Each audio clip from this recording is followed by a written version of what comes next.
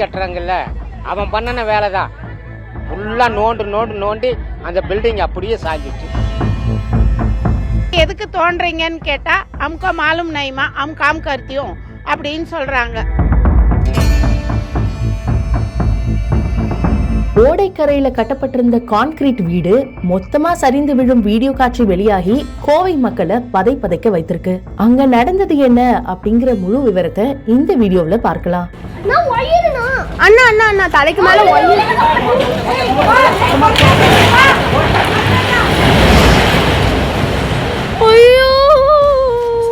Kovai Ratnapura ஹெட்கோ colony பகுதியில சங்கனூர் ஓடை செல்லுது. இந்த ஓடை கரையோரமா சுரேஷ் அப்படிங்கிறவரு வீடு கட்டி குடும்பத்தோட வாழ்ந்து வந்திருக்காரு. இந்த நிலையில கடந்த சில தினங்களா சங்கனூர் ஓடையில தேங்கி எறிந்த சாக்கடை கழிவுகளை அகற்றும் பணி நடைபெற்று வந்ததா கூறப்படுது. இதன் காரணமா ஓடையில மண்ணரிப்பு ஏற்பட்டிருக்கு. இதனால சுரேஷின் மாடி வீடு மெல்ல சரிந்து மொத்தமா சங்கனூர் ஓடைக்குள்ள விழுந்து தரை மட்டம் ஆயிருக்கு. நல்வாய்ப்பா சுரேஷ் குடும்பத்தினர் சில தினங்களாகவே அந்த வீட்டுல வசிக்காம வேறு இடத்துல இருந்ததுனால உயிர் சேதம் தவிர்க்கப்பட்டிருக்கு. இரவு நேரத்துல சுரேஷ் வீட்டுல விரிசல் ஏற்பட தொடங்கியதும் அந்த பகுதி மக்கள் யாரையும் அந்த பகுதி போக விடாம தடுத்து நிறுத்திருக்காங்க. சரியா 10 மணி அளவுல மாடி வீடு அந்த பகுதி மக்கள் கண் முன்னே சரிந்து விழும் காட்சிகள் காண்போரை பதைக்க வைத்திருக்கு. அண்ணா அண்ணா அண்ணா தலைக்கு மேல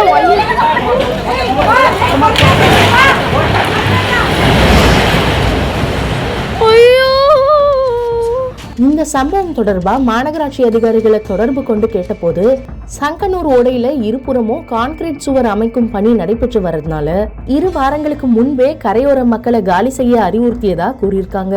50 ஆண்டுகளா இங்கதான் வசிக்கிறேன். நேற்று இரவு 3 வீடுகள் சாய்ந்தன. இப்போ வீடு இல்லாம நடு தெருவுல நிக்கிறோம் அப்படின்னு வேதனை பொங்க தெரிவிச்சிருக்காங்க தன்னுடைய வீட்டை இழந்த லட்சுமணன் ராஜ்.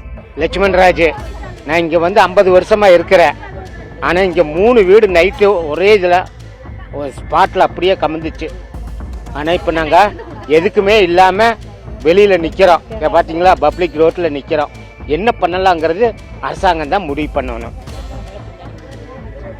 ஒரு டீ வைக்கிறதுக்கும் கூட ஒரு பாத்திரம் கிடையாது.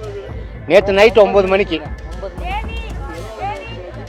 அந்த பள்ளத்தில் வேலை செஞ்சுட்டு இருக்காங்கல்ல, அருவி கட்டுறாங்கல்ல, அவன் பண்ணன வேலை தான். ஃபுல்லாக நோண்டி அந்த பில்டிங் அப்படியே சாஞ்சிச்சு. அவங்ககிட்ட எது பேசினாலும் அவன் விகண்டா வரதான் தான் பேசுறான். ஒன்றும் பண்ண முடியல. ஜனங்களுக்கு வந்து அந்த லாஸ்ட்ல இருந்து இது வெளியே தோண்டி இருக்கீங்க. தோண்டும் போது எதுக்கு தோன்றீங்கன்னாவது எங்களுக்கு அந்த விவரத்தை சொல்லணும். அதுவும் சொல்ல மாட்டேங்கிறீங்க.